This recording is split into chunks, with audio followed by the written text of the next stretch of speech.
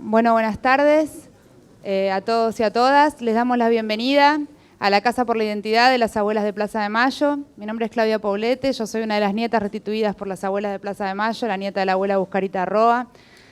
Por un lado, transmitirles los saludos de las abuelas, que bueno, por razones de su edad y de salud no pueden estar presentes hoy en día, y agradecerles la presencia en este espacio, que bueno, es parte del sitio de memoria de la ex-ESMA. Es muy importante que podamos hacer esta actividad hoy acá, en el marco de la situación que, bueno, que los compañeros y las compañeras van a dar a conocer en el informe que vamos a presentar. Agradecerles a ustedes la presencia, que sepan que este es un espacio vivo de abuelas, donde todos los días recibimos alumnos y alumnas de la Ciudad de Buenos Aires y alrededores y de todo el país, donde se da a conocer la lucha y la búsqueda de abuelas.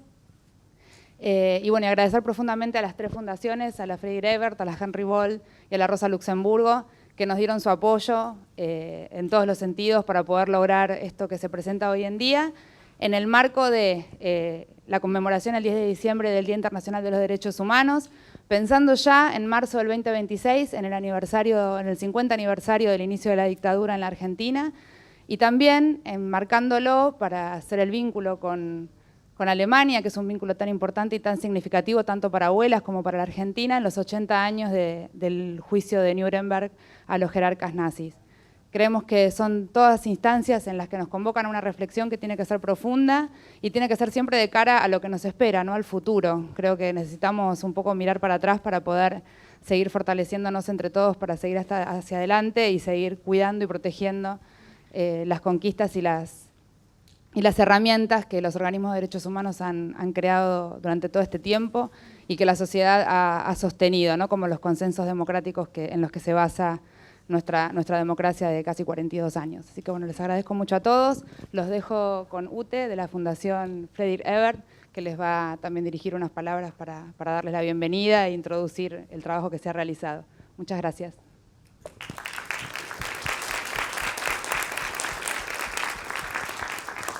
Bueno, muchas gracias y buen día, estimado señor el embajador de Alemania, estimados colegas y compañeras de abuelas, CELS, Memoria Abierta, hijos, amigos y amigas que están acá. Gracias por estar acá hoy.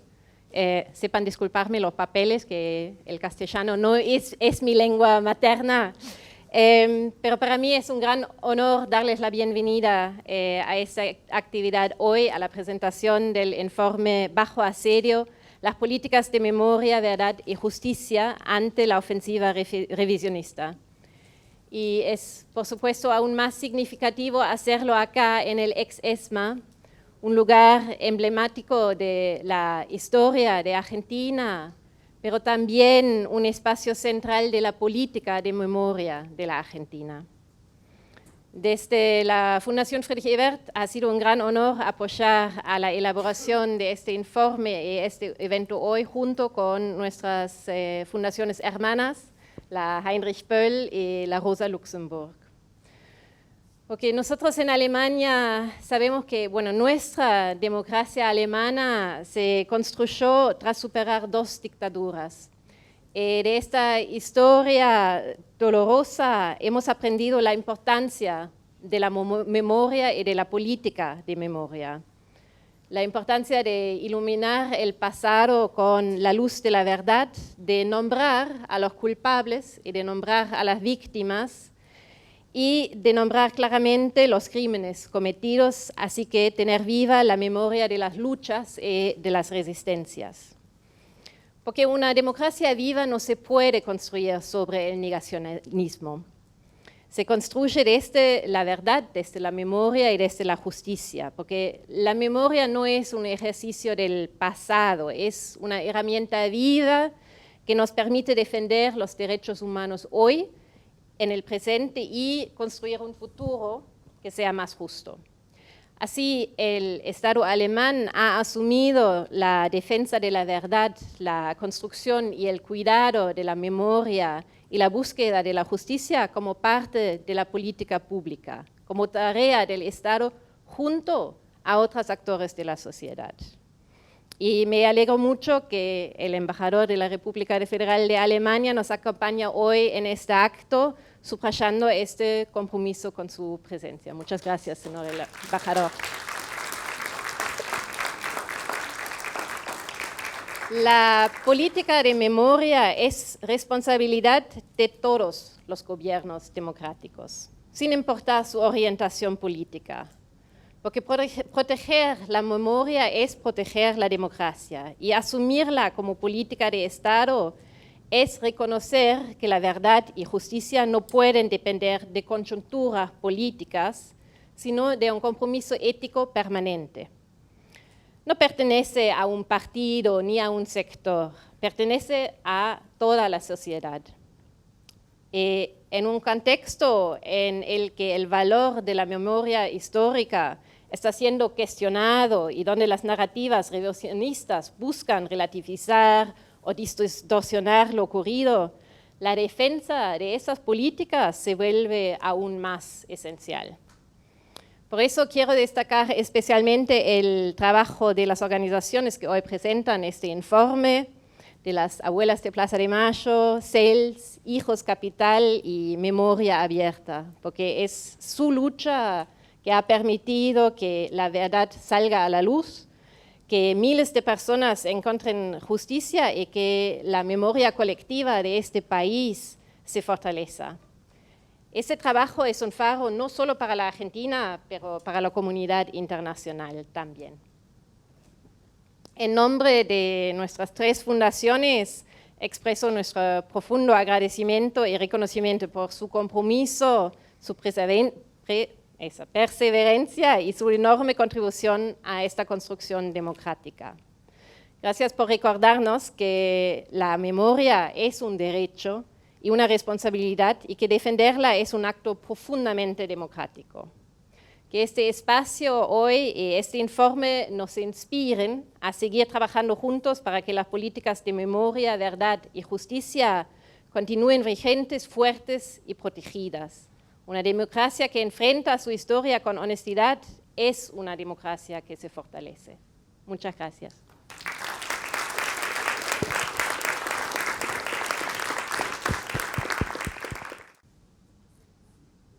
Ahora sí, perfecto.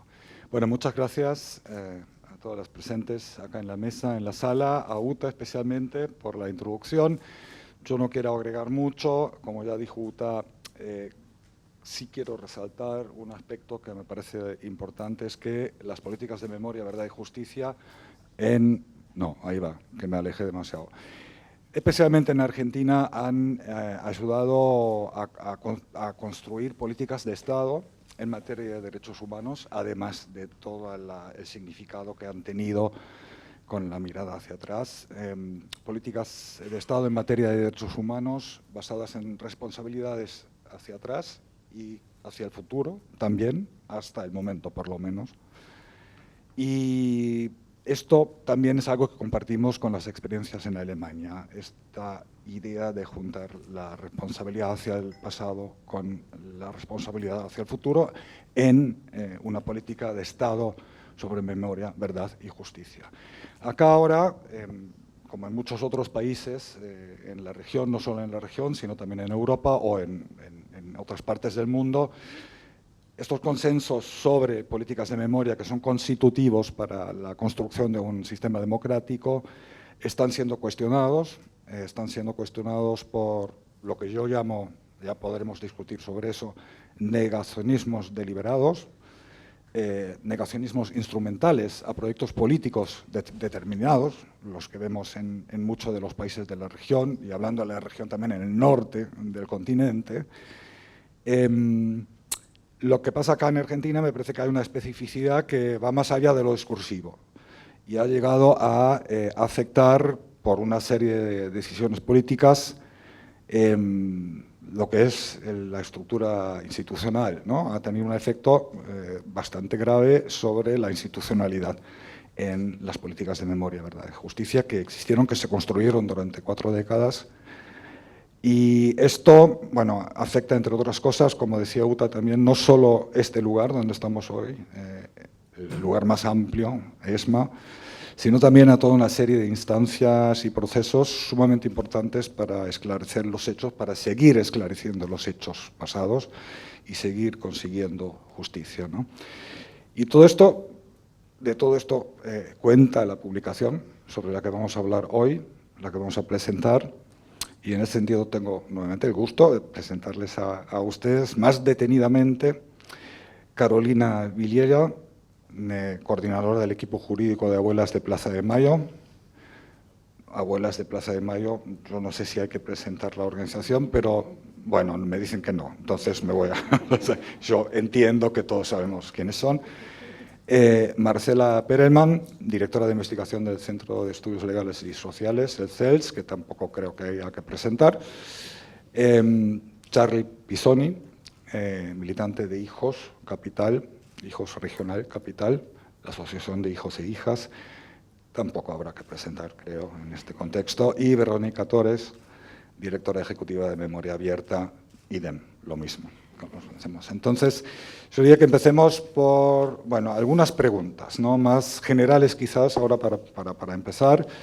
La primera, te lo voy a hacer a ti, Verónica, es como una mirada hacia atrás, hablando de esto de cómo se construyeron políticas de memoria, verdad y justicia, y cómo se hizo para llegar a un punto en el que Argentina se distinguió, se sobresalió como experiencia en la región e internacionalmente también, o sea, reconocidamente.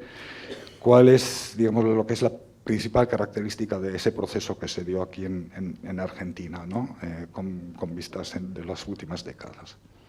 Okay.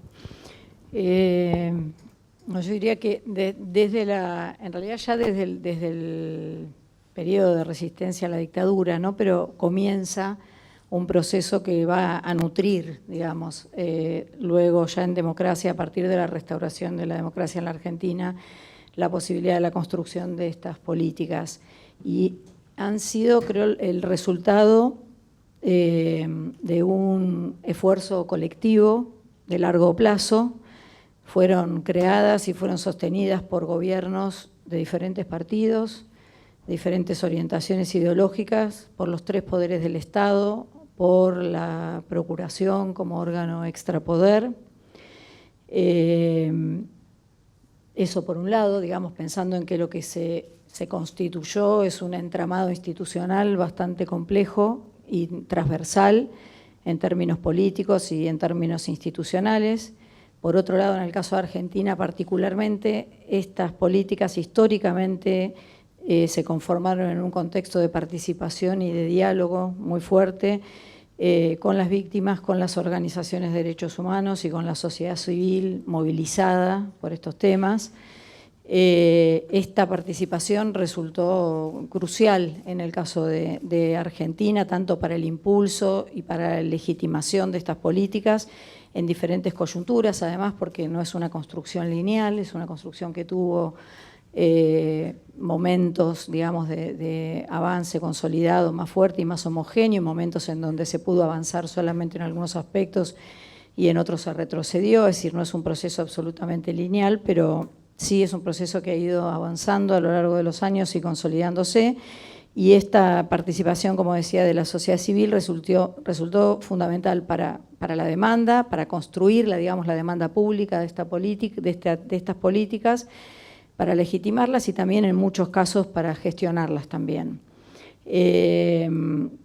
Entonces, creo que un breve repaso, y lo hacemos un poco en la publicación, nos permite como señalar algunas características importantes en el caso de Argentina. Por un lado, podemos afirmar que entre 1983 y 2023 se conformó una trama consolidada de políticas públicas de memoria, verdad y justicia, con, momentos, donde se avanzó de manera más homogénea y momentos donde no fue así, pero de todas maneras ha habido esta consolidación en el largo plazo. Existió este compromiso transversal de diferentes poderes del Estado, el Ejecutivo, el Legislativo, el Judicial, incluyendo, como decía, la Procuración. Por un lado, creo que también es importante señalar que se trata de políticas federales que se han extendido a nivel de todo el territorio nacional, con apoyos de gobiernos, de municipios y de legislaturas, tanto a nivel provincial como municipal, en diferentes provincias de la Argentina. Este es un punto importante también porque de alguna manera funciona como un contrapeso para lo que nosotros señalamos en el informe, que son los retrocesos que se han dado fundamentalmente a partir de las acciones de desmantelamiento que ha llevado adelante el Gobierno Nacional. Pero esta política va más allá del Gobierno Nacional, entonces creo que ahí tenemos como un resguardo desde el punto de vista institucional. Por otro lado, esto que señalaba que es la demanda y la participación de las víctimas y las organizaciones de derechos humanos y de la sociedad civil. Por otro lado, creo que también ha sido fundamental la participación y la intervención y el respaldo en diferentes momentos de organismos regionales e internacionales de derechos humanos y también de la comunidad internacional.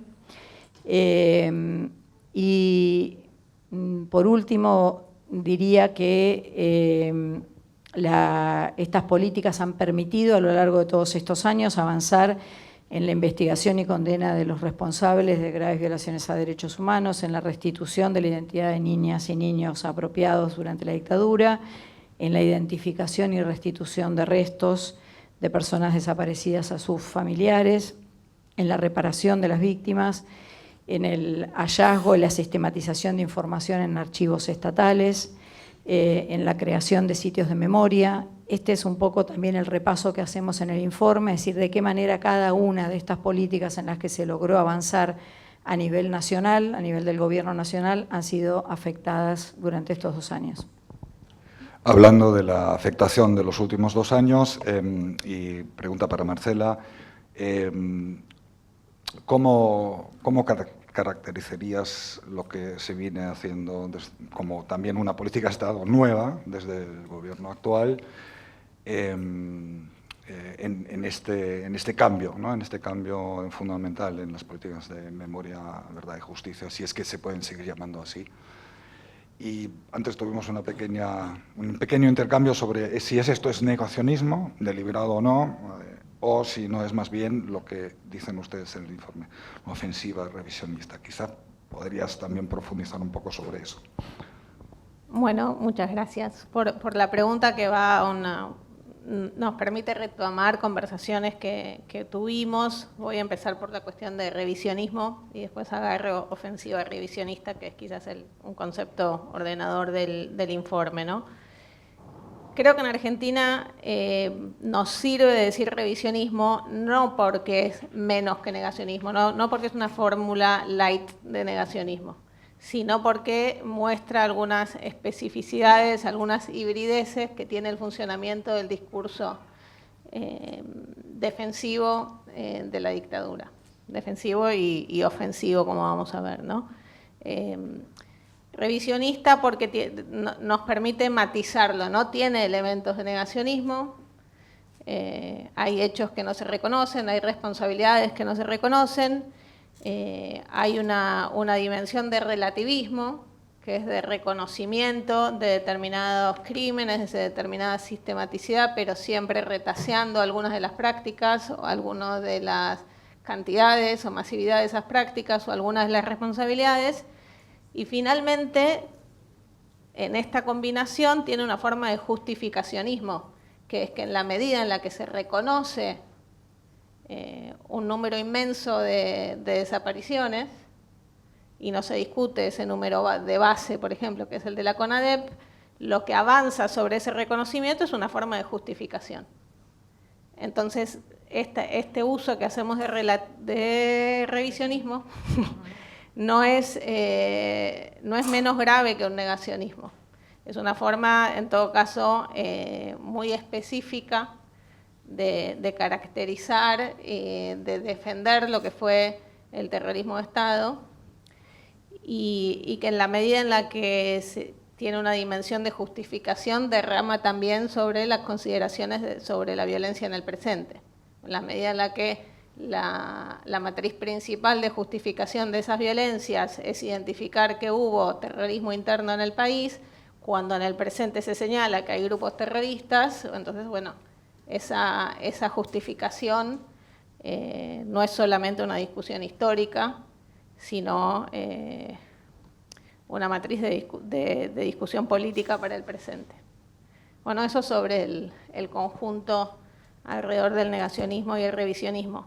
Esta idea de ofensiva revisionista nos permite en un solo concepto combinar 2 dimensiones que a veces quizás en forma tramposa tendemos incluso a nosotros a separar, que es la dimensión de batalla cultural, de discurso, de símbolos, de la ofensiva concreta de los embates más destructivos de la institucionalidad y de las políticas. Y a nosotros nos interesa mantener esas dos dimensiones juntas. Mostrar que el componente más cultural, político, revisionista, no está desligado, sino que es completamente instrumental y retroalimenta el nivel de la ofensiva y la destrucción. Entonces, mantener la idea de ofensiva revisionista junta es muy importante, porque si no, muchas veces podemos pensar que esa dimensión de revisión, de símbolos, de los spots del 24 de marzo, las frases sueltas en los discursos de algunos funcionarios son humo o son, como decimos, palitos que no hay que pisar o son trampas discursivas.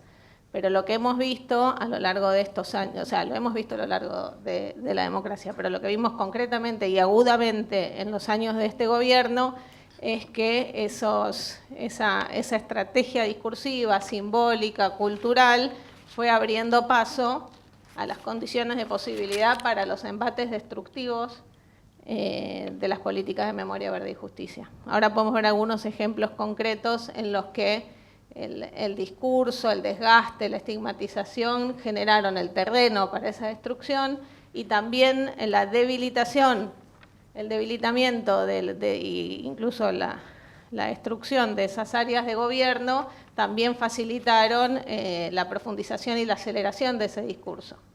Entonces, ofensiva revisionista es una forma en la que podemos atrapar y mantener juntas estas dos dimensiones, ¿no?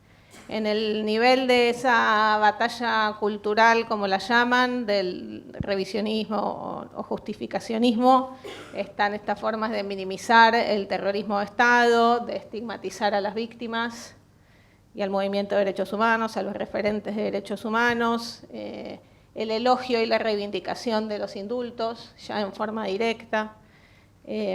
La idea de que el proceso de memoria, verdad y justicia en sus diferentes dimensiones fue un programa de humillación o estigmatización de las Fuerzas Armadas,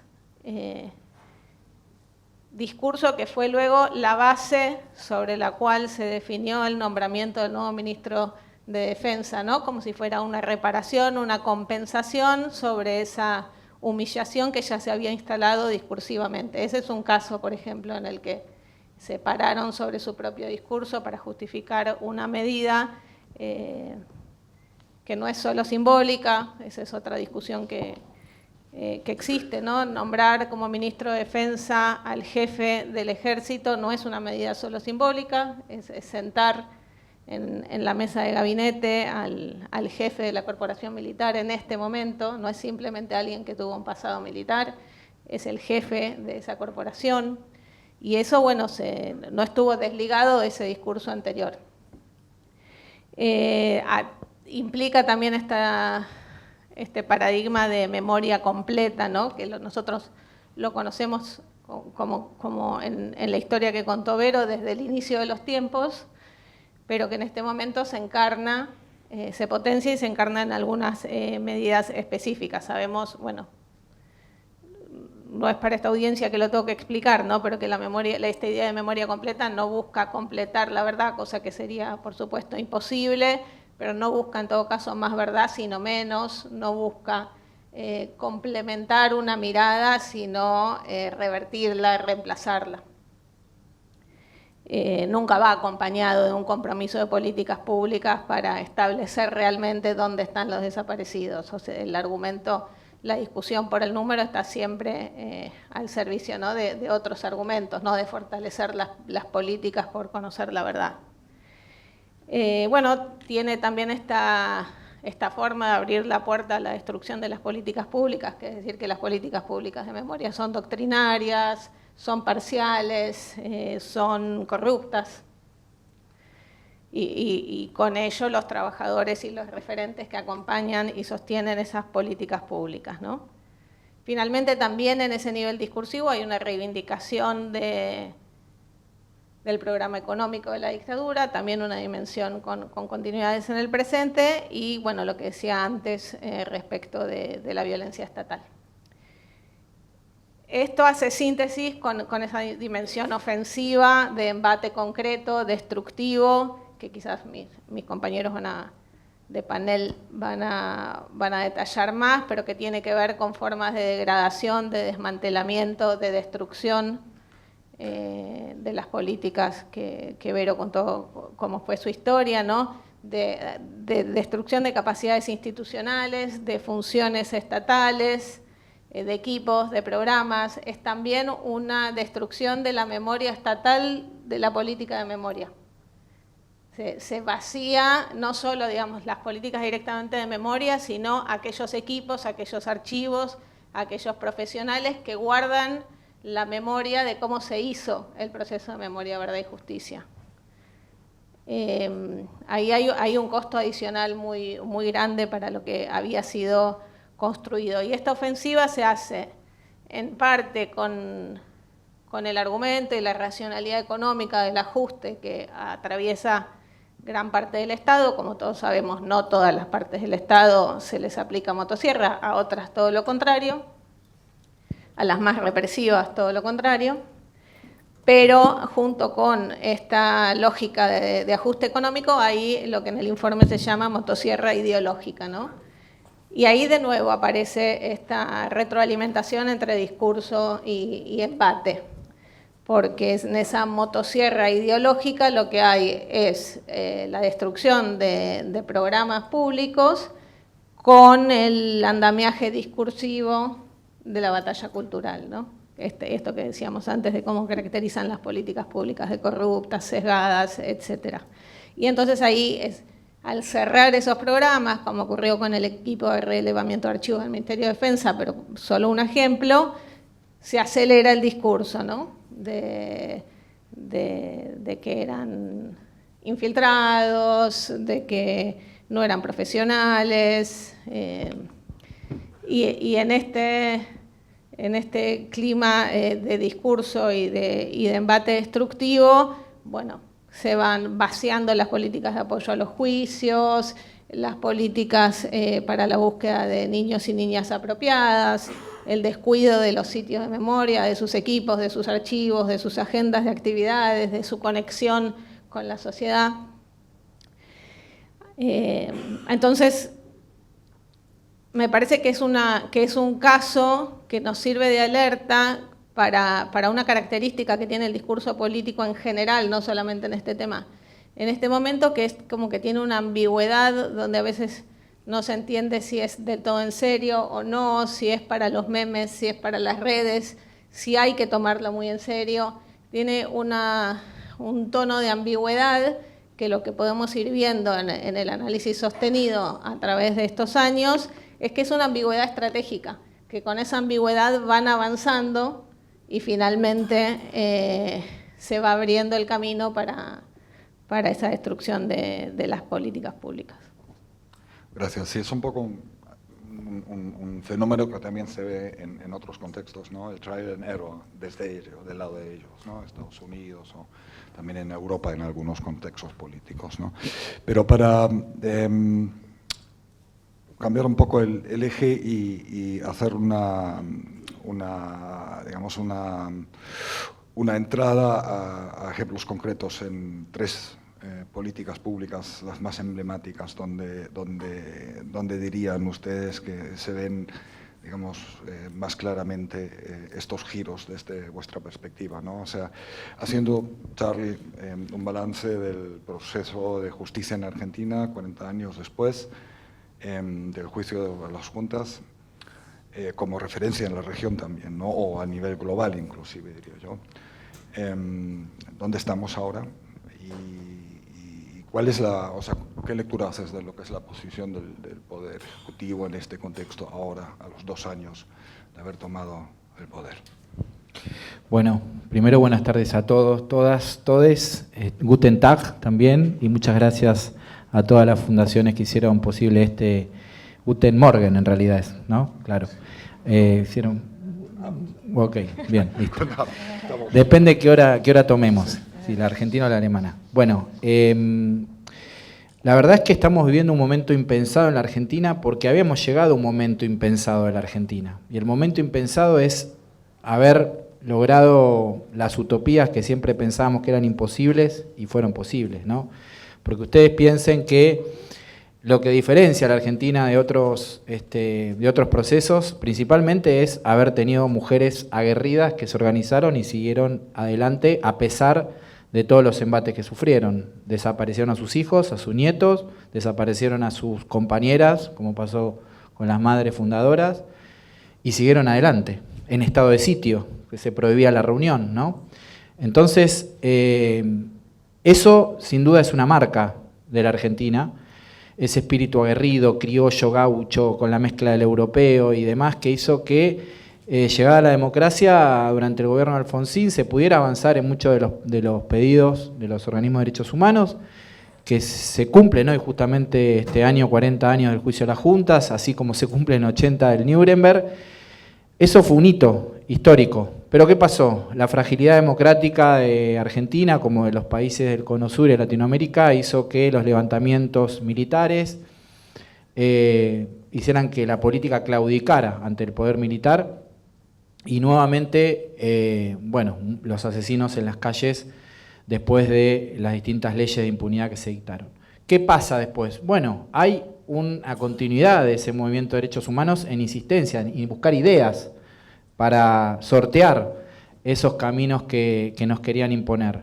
Bueno, sin duda que la apropiación de menores fue uno de ellos porque se pudo juzgar a los apropiadores porque no los incluyeron dentro de las leyes de obediencia debida y punto final. En los años 80 y 90 siguieron los juicios por apropiación de menores. Después los juicios en el exterior, buscar orígenes de los desaparecidos y ustedes saben, en muchos países se puede juzgar en ausencia, ¿no? En Argentina no, pero en otros países, bueno, en Alemania sí, en España sí, en Italia sí y en otros países, en Francia también. Se empezaron los juicios en el exterior. En la Argentina, la agrupación Hijos toma la modalidad del escrache, muy distinta a lo que hacían los nazis, porque muchas veces nos compararon algunos reaccionarios con los nazis, muy distinta porque el escrache era poner en evidencia dónde vivía un genocida y sacar a la luz quién era esa persona que estaba en el anonimato. Nosotros no los secuestrábamos, no los torturábamos, no los matábamos, solamente pintábamos con pintura roja su casa. Eso fue un momento de impunidad en la Argentina y el movimiento de derechos humanos buscó sortear todas esas formas de impunidad y después llegó ese momento de, romper esas barreras, la voluntad política existente, ¿no?, de ese gobierno de Néstor Kirchner, anular las leyes, la Corte Suprema las declara inconstitucionales, se abren los procesos de lesa humanidad y hoy en la Argentina tenemos 1.202 genocidas condenados, ¿no? Un hecho histórico en el mundo. En el mundo es histórico lo que pasa en el proceso de memoria, verdad, justicia en la Argentina. Pero llegamos a un punto de inflexión. Primero durante el gobierno de Mauricio Macri, cuando empieza esa ola negacionista, ya el mismísimo presidente empieza con sus palabras a poner en duda muchos de los logros conseguidos y muchos de los temas ya saldados para un sector importante de la sociedad, y continúa después con este gobierno ya más abruptamente, y como decía Marcela, no solamente con palabras, sino con hechos. Fíjense un dato revelador de estas políticas, ¿no? Un informe de la Asociación de Trabajadores del Estado de Capital da cuenta que al año 2023 la Secretaría de Derechos Humanos de la Nación tenía 1.050 trabajadores. A la actualidad, el gobierno de Javier Milei y Victoria Villarroel tiene en la Subsecretaría de Derechos Humanos, porque ya ni rango de secretaría tiene, 390 trabajadores. ¿Qué significa esto? Por ejemplo, que no haya abogados que puedan llevar adelante querellas en juicios de lesa humanidad. De hecho, la mismísima subsecretaría pidió la anulación de uno de los juicios por no tener abogados que ella misma, la misma subsecretaría había despedido anteriormente. No poder hacer campaña de búsqueda de los nietos a nivel nacional a través de la CONADI, viajes, campañas, difusión, trabajadores viajando, tomando muestras de ADN de otras personas. No poder hacer visitas guiadas aquí en el sitio de memoria todos los días, como se hacía antes, ¿no? Algunos ejemplos de lo que significa el achicamiento del Estado en hechos puntuales, ¿no?, que no solamente abarcan a las políticas de memoria, verdad, justicia, abarcan a todas las políticas de protección y promoción de derechos. Este gobierno, el mismo plan económico de la dictadura, con otros mecanismos, con otros métodos, pero siguiendo adelante una ideología muy clara y sin duda que el movimiento de derechos humanos y las políticas de memoria, verdad, justicia es algo donde están atacando y lo están atacando fuerte. Gracias. Charlie. Carolina, para profundizar un poco sobre esto, lo que acaba de decir Charlie, concretamente con la política de restitución de identidad de nietas y nietos apropiados por la última dictadura, ¿con qué dificultades adicionales se han tropezado en estos últimos 2 años? ¿Dónde se ha visto afectada la búsqueda, digamos, toda la estructura de búsqueda también, ¿no?, de nietos con, digamos, este giro que dio el Ejecutivo en los últimos 2 años? Bueno, gracias. Buenas tardes a todos y todas. Bueno, se ha visto fuertemente afectada la búsqueda de los nietos y de las nietas. Como todos y todas saben, la búsqueda es muy compleja. De hecho, buscamos un total, digamos, de 500 personas. Aún resta en contar a casi 300 de estos nietos y nietas. Y para la restitución y la resolución de 140 casos se ha requerido de toda la participación de la sociedad y de las agencias del Estado que se han creado a lo largo de los años, y también de la sociedad civil y en particular de la lucha de las abuelas mismas, ¿no?, que han impulsado. En los últimos años, bueno, se han afectado principalmente a la Comisión Nacional por el Derecho a la Identidad y también al Banco Nacional de Datos Genéticos, pero también se vio afectado el trabajo de Abuelas de Plaza de Mayo como asociación. En lo que respecta a la Comisión Nacional por el Derecho a la Identidad, es una comisión que es especializada para la búsqueda, para garantizar el derecho a la identidad de las personas y también para la búsqueda. Y ha sufrido, como todas las áreas y las agencias del Estado, un recorte presupuestario, ha sufrido la precarización de las condiciones laborales y muchas de las personas que trabajan ahí, bueno, se ven en condiciones de reducciones salariales muy fuertes, lo cual hace que tengan que trabajar en condiciones que son completamente inaceptables. Esto es en todas las áreas y estructuras, pero bueno, lo destaco en relación a la comisión. Con anterioridad, igualmente, y como principales de los obstáculos, en una primera instancia se denegó el acceso a documentación, que es sumamente relevante para las investigaciones desde el Ministerio de Defensa y de Seguridad, y posteriormente, a través de un decreto, se cerró la unidad especializada de investigaciones, que es la unidad que está creada a los fines de investigar y generar investigaciones preliminares, o sea, prejudiciales, para la búsqueda de los nietos y de las nietas, o sea, los casos vinculados al terrorismo de Estado. En los últimos años, y también como parte del desarrollo del derecho a la identidad, la CONADI también venía trabajando fuertemente en otros casos por fuera de los periodos de la dictadura o que no están vinculados al terrorismo de Estado, y estas áreas también se han visto afectadas por los recortes en el personal y bueno, por la planta reducida, ¿no? Para que tengan una dimensión, en los últimos años, en relación a casos no vinculados al terrorismo de Estado, se han resuelto 2.000 casos. O sea que hay un trabajo también muy fuerte ahí que se lleva adelante, que también se afecta porque, bueno, con una reducción y un reestructuramiento que se tuvo que hacer en toda la comisión para poder llevar adelante las mismas tareas, pero con menos personas, bueno, se afecta básicamente todo. Por otro lado, el Banco Nacional de Datos Genéticos, que es el banco a donde se resguardan, se almacenan todas las muestras de las familias que buscan, pero también de las personas que tienen dudas sobre su identidad o sobre las cuales se tienen dudas, también se vio fuertemente afectado. Mantiene, bueno, al igual que las otras áreas, pero con un impacto muy impresionante en su desarrollo, un presupuesto que es del año del 2023. Este presupuesto es completamente chico y que no alcanza claramente para cubrir los gastos.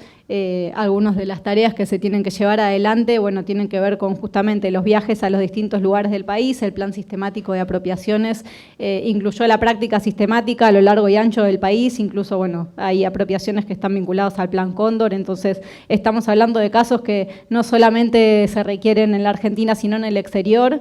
Esta también es una de las cuestiones que se vio afectada en el último tiempo.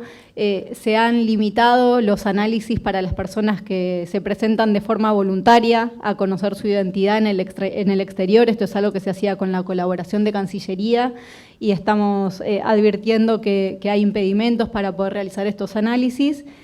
Y el banco sufrió un embate muy fuerte que tiene que ver con una reforma que se intentó implementar. Desde el año 2009 el banco es una entidad autárquica y autónoma, que son características esenciales para que pueda desarrollar de manera eficaz y eficiente las tareas, y por decreto se buscó justamente limitar estas características y se suprimió la parte administrativa, se limitó también el presupuesto y tuvo que hacerse un trabajo muy fuerte de difusión y también una campaña convocando a actores que siempre han estado comprometidos con la memoria, la verdad y la justicia, y con la búsqueda en particular también de los nietos y de las nietas. Y desde el Congreso se logró desactivar estos decretos. Se habían emitido 2 decretos que modificaban la estructura. Afortunadamente se logró revertir el Congreso con mayoría absoluta, le dijo no al Poder Ejecutivo, le dijo no y restableció las funciones anteriores que tenía el banco. La cuestión es que al día de hoy no vemos todavía que se hayan restablecido en la práctica. O sea, normativamente el Poder Ejecutivo debería estar funcionando y el banco debería estar funcionando de la misma manera en que lo hacía antes de la asunción de este gobierno y de la modificación de los decretos, y sin embargo notamos que también hay problemas ahí y en lo que respecta al presupuesto, con lo cual esto afecta gravemente la búsqueda porque, bueno, ralentiza, ¿no? Y esto implica que hay personas que viven con su identidad sustituida, personas que son víctimas de desaparición forzada y que se pueden generar demoras que impidan que se puedan generar esos abrazos y esas restituciones en un tiempo pronto. Estamos hablando de casos que ya llevan casi 50 años sin resolverse, con lo cual cualquier demora es sumamente grave. Y por último, Abuelas de Plaza de Mayo también es una institución que ha sufrido una fuerte campaña de desprestigio y también de desfinanciamiento. Principalmente Estela de Carlotto ha sido caracterizada también mediáticamente muy fuertemente con expresiones, discursos de odio básicamente,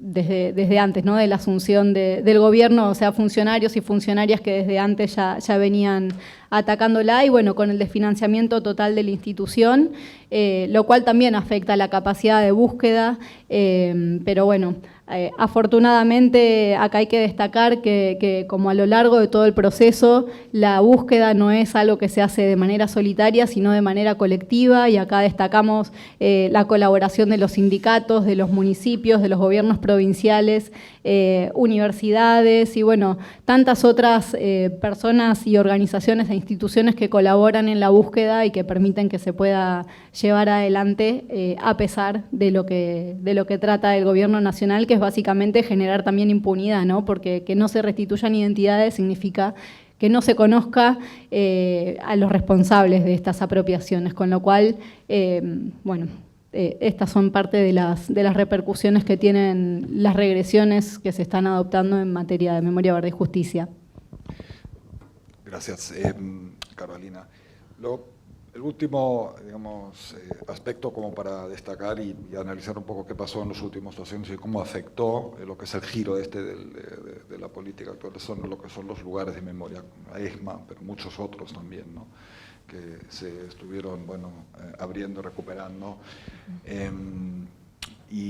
Esa, por ejemplo, en Alemania es una política de Estado de sostener, esos lugares de memoria a toda costa, por así decirlo, más allá de lo que sean, las orientaciones políticas de los gobiernos, del gobierno nacional o los gobiernos locales, ¿no? O sea, hay una política de Estado en sostener esto como un lugar de encuentro y de transmisión de conocimiento histórico, pedagógico.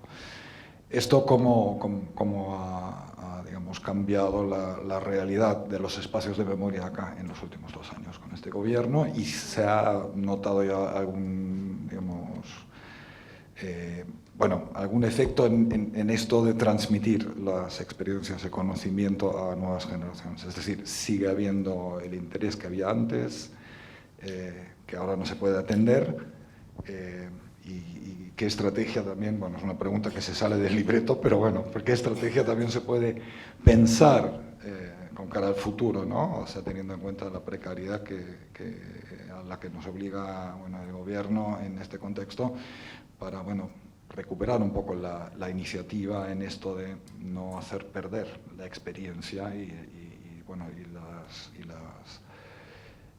las lecciones que nos han dado el pasado acá, ¿no? Para nuevas generaciones. Sí, por ahí en eso dos cuestiones de contexto. Una, decir que Argentina fue el primer país de América Latina y Caribe que tuvo una legislación específica para proteger los sitios de memoria, para darle una institucionalidad justamente a esta política pública, y sigue siendo el único país junto con Uruguay nada más que tiene una legislación sobre este tema. Es una ley del año 2011, la de Argentina. A partir de ahí, ya antes había comenzado un proceso y una demanda fuerte de recuperación de espacios, fundamentalmente de espacios que habían tenido una funcionalidad durante, ¿no?, para el esquema represivo. Su gran mayoría son recintos militares, policiales, los que se han logrado recuperar en el caso de Argentina. Hubo como dos grandes políticas, una de señalización y otra de creación de espacios o de sitios de memoria en lugares que se lograban resignificar para este fin. Hay más o menos aproximadamente 40 sitios de memoria en todo el país, de los cuales 8 dependen del gobierno nacional, más 8 que están en funcionamiento, más otros 2 que están en un proceso en realidad que todavía requieren, digamos, una cantidad de proyectos, de inversiones que no se han realizado, no se han llevado adelante todavía y que se han detenido, ¿no?, durante este gobierno puntualmente. Entonces, digo, Argentina fue como vanguardia en la región en relación con esta política, y hoy nos enfrentamos a una situación de vaciamiento muy fuerte de estos espacios que dependen del gobierno nacional, ¿no? Vuelvo a repetir, fundamentalmente a través del recorte presupuestario y del despido del personal.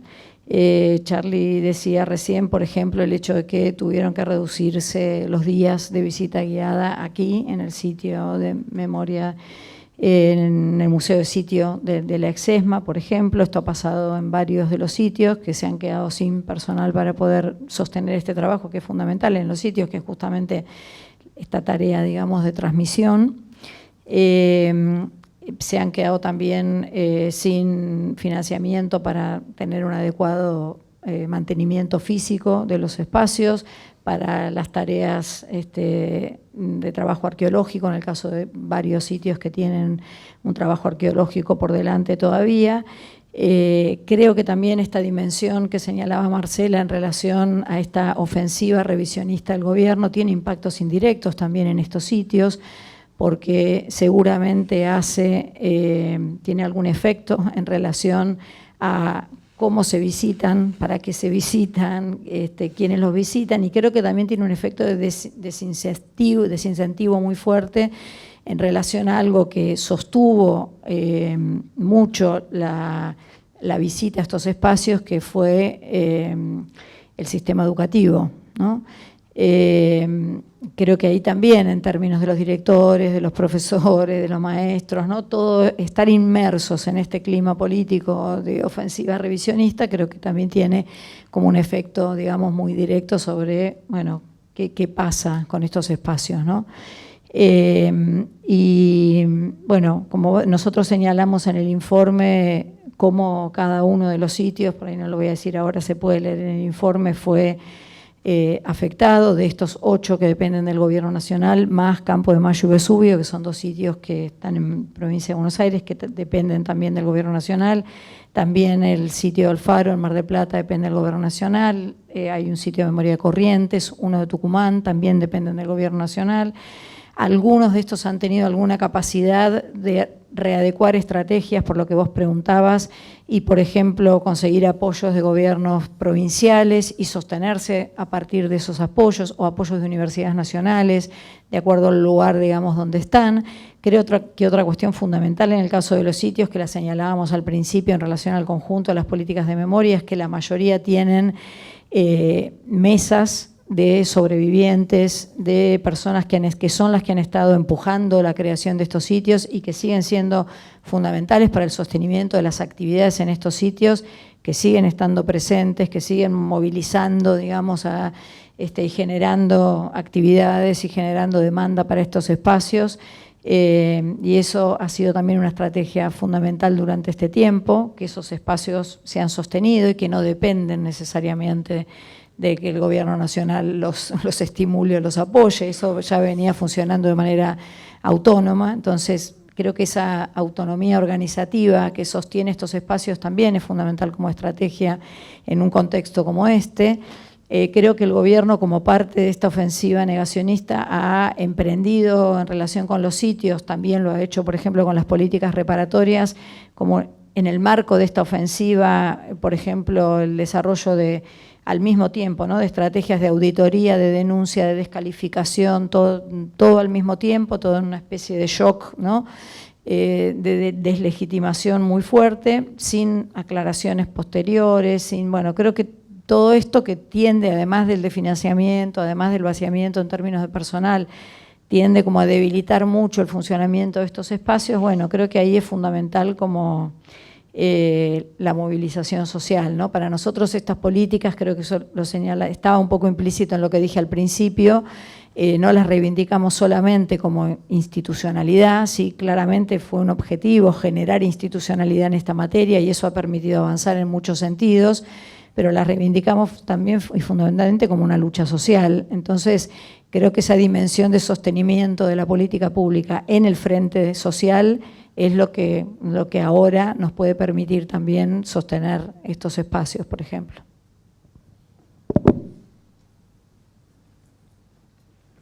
Bueno, ¿quieres agregar algo? No, vale.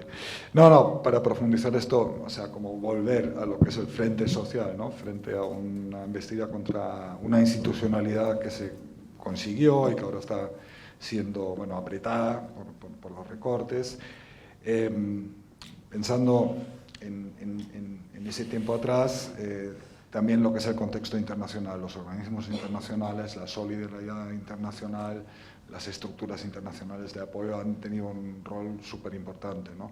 ¿Cuál puede ser en un contexto global como el de hoy? También hay que decirlo, que Argentina no es una isla única con el problema, sino que estamos rodeados prácticamente en la región, pero también a nivel global, ¿no?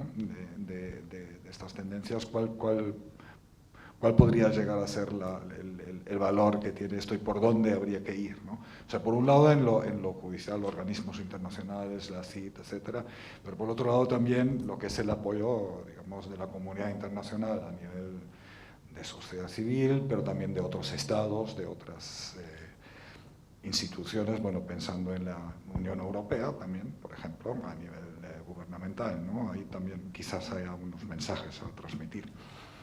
Sí, por supuesto.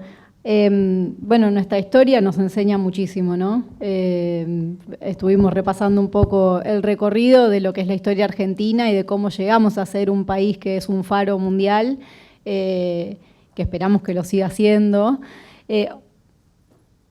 Históricamente es un proceso que se dio acudiendo a las instancias, organismos internacionales, a la colaboración internacional, que son esenciales. De hecho, en los momentos más oscuros en la Argentina, donde no se recibían las denuncias, donde las víctimas no tenían a dónde acudir porque se cerraban todas las puertas, donde el Poder Judicial no daba respuestas, donde los ministerios tampoco, donde las iglesias tampoco, donde no podían acudir a ningún lado con una respuesta favorable, fueron los organismos internacionales donde pudieron hacerse eco de todo lo que estaba ocurriendo acá. A través de la prensa internacional fue también que se pudo comenzar a difundir todo lo que estaba pasando. Y hoy en día estamos en una misma sintonía, ¿no?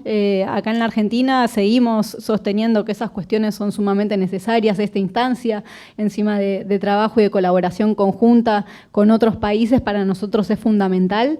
Entendemos que el nunca más es un lema argentino, pero que es un nunca más, es un lema que debería ser internacional y que se dice de muchas otras formas en muchos otros países, ¿no? Pero estamos hablando de poner un tope, un freno al atropello, a las violaciones, a las graves violaciones de derechos humanos por parte de los estados. Y para nosotros eso es sumamente importante y entendemos que en un momento donde el fascismo, el negacionismo a nivel internacional también está creciendo, donde el odio se está promoviendo como una práctica aceptada, donde la violencia hacia el prójimo es algo que se está promoviendo y que nosotros sabemos que tienen intencionalidades claras, que nada bueno surge de eso y que básicamente atentan contra los sectores en general más vulnerables y que tiene por finalidad el recorte de nuestros derechos esenciales como sociedades. Para nosotros es fundamental.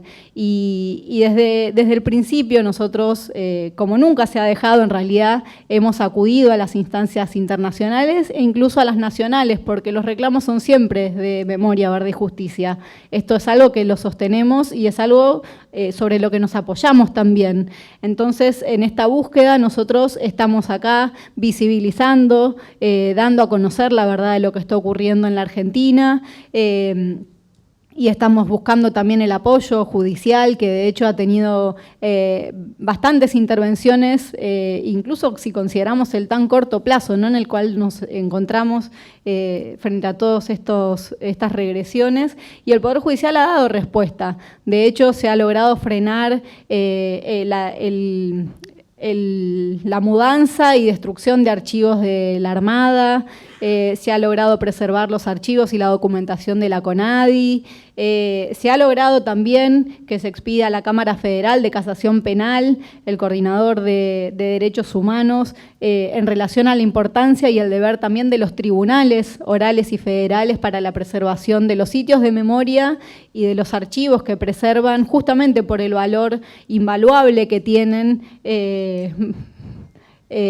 para el juzgamiento y el esclarecimiento de los delitos de lesa humanidad que se cometieron durante la última dictadura, y también en la importancia del proceso de memorialización, ¿no? Porque acá un poco lo que está en juego y lo que está en discusión y por qué es tan importante la vinculación es que estamos hablando de las garantías de no repetición.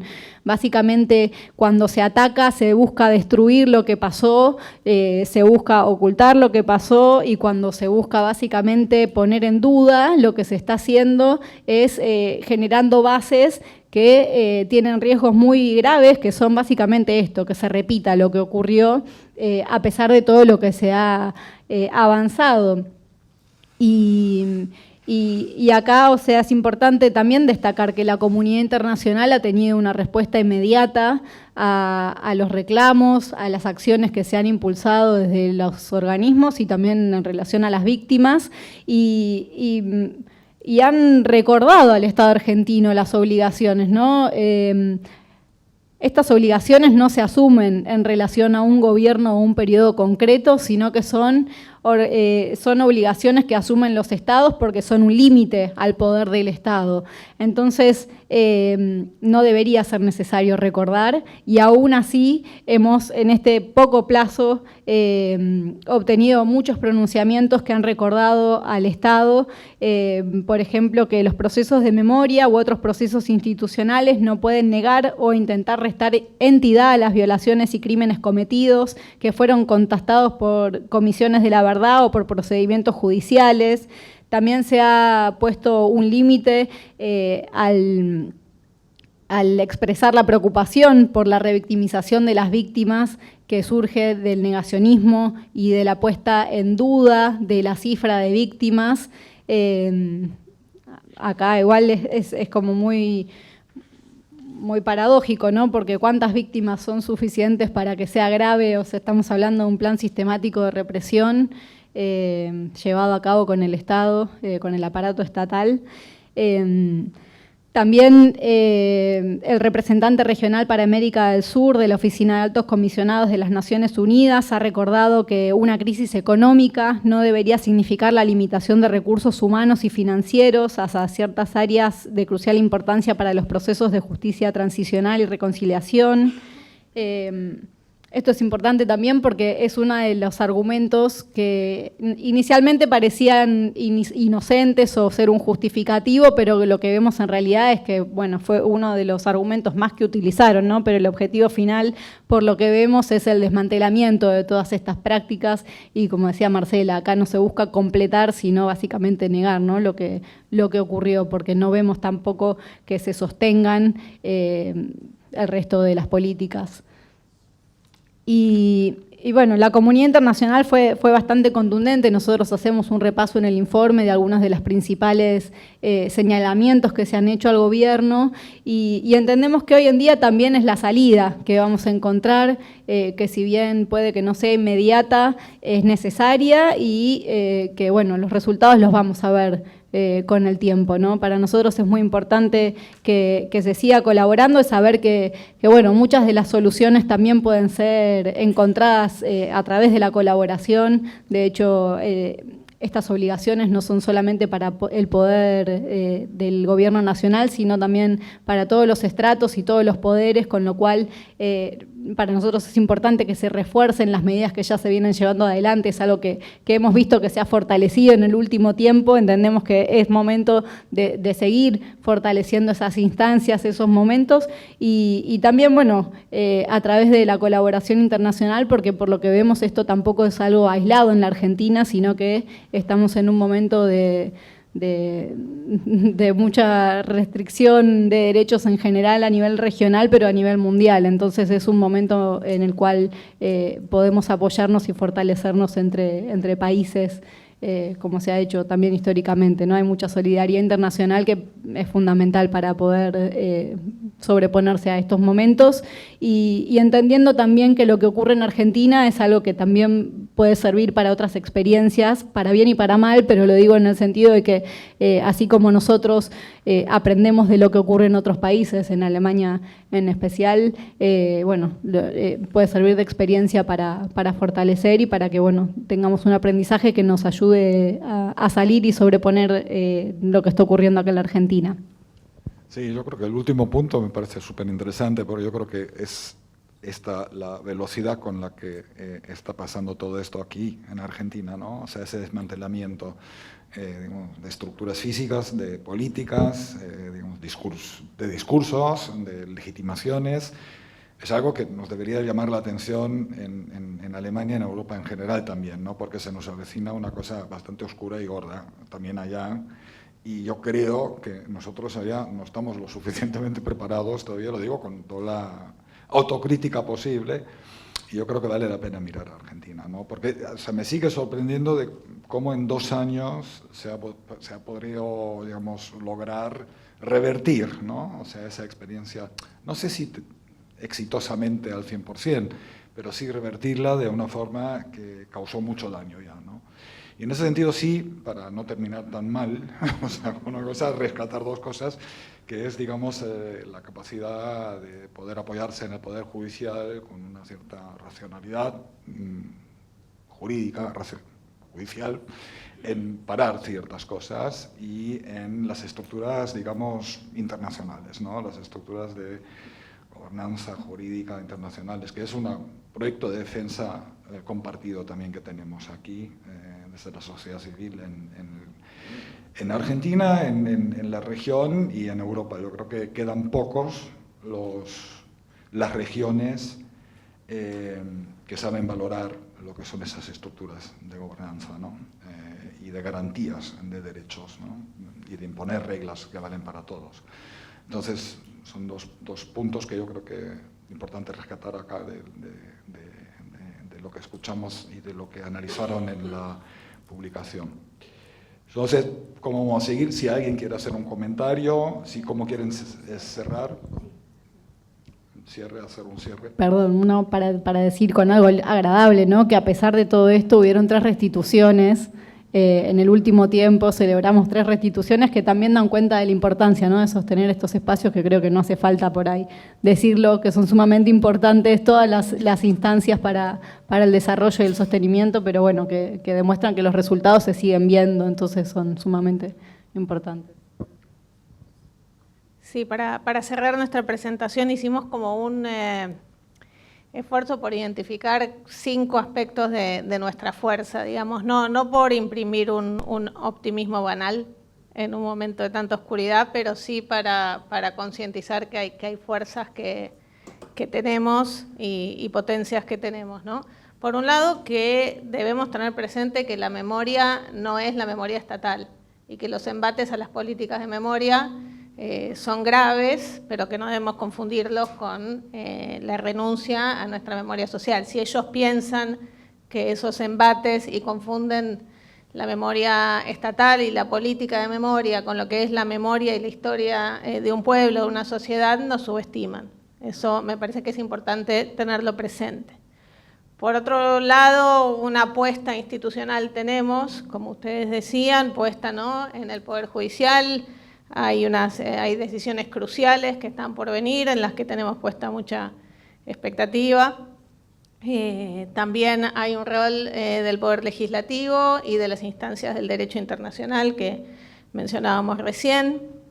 También tenemos apoyo en políticas que ya se mencionó en el nivel federal, ¿no?, porque estos embates se concentran en el nivel nacional, pero las políticas de memoria tienen mucha capilaridad municipal y provincial, y esas políticas, esos sitios se sostienen, entonces eso hay que tenerlo presente, si no podría parecer que está todo arrasado y no lo está. Por otro lado, bueno, esta dimensión muy importante, y que esta mesa es una escena de eso, que es de la cooperación internacional, y bueno, creemos en el buen internacionalismo, creemos en la solidaridad, creemos en una noción de igualdad y de derechos y de memoria de los derechos humanos de escala global, y contamos también con eso. Y finalmente, la dimensión de la movilización. Va a ser un verano de varias movilizaciones.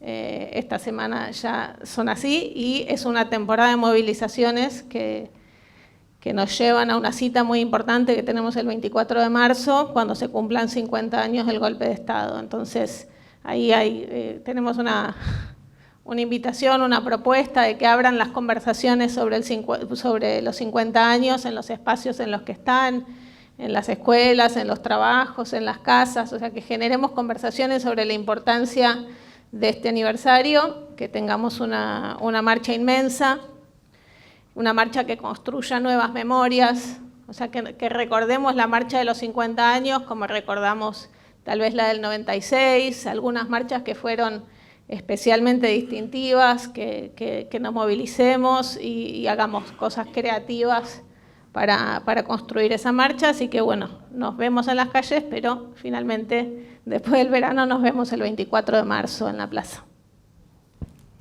Bueno, muchas gracias.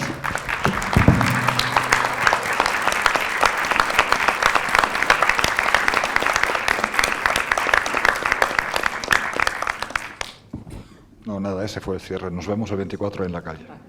Bueno, muchas gracias a todos por asistir.